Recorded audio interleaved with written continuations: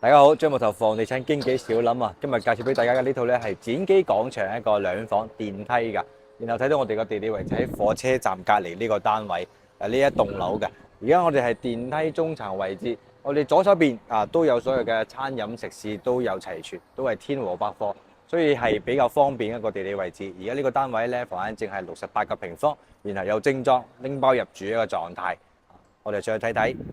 上到嚟單位，全部防盜門更換完成㗎啦，包括呢啲咁嘅入門口第一塊磚同埋我哋門框咧，全部搞過啦，所以唔需要擔心啲業主搞一半唔搞一半啦。幫我睇住佢裝修，包括啲水管電線，全部更換過晒，所以你可以放心。防盜網啊、隔音窗啊、門窗啊，全部更換啊，智能鎖都換晒啦。而家係南北通透嘅整體戶型嚟嘅，呢邊呢個窗台咧係對住我哋通風窗。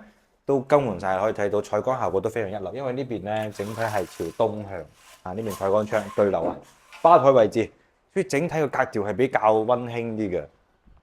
睇到我哋呢個窗台咧，係望到我哋一個中心區嘅五叉路口，即係火車站位置就喺呢個位啦。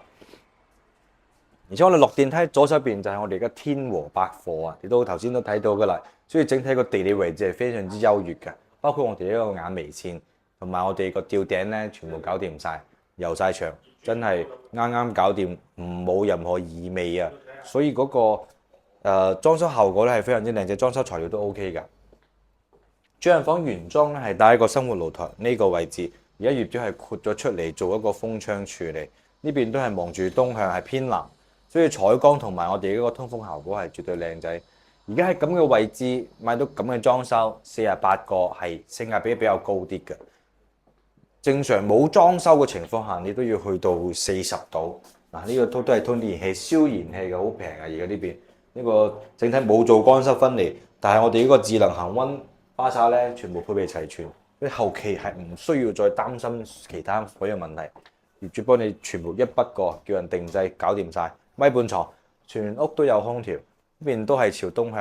而家我哋總數 total 係48個嘅，有興趣可以帶嚟睇睇現樓哈。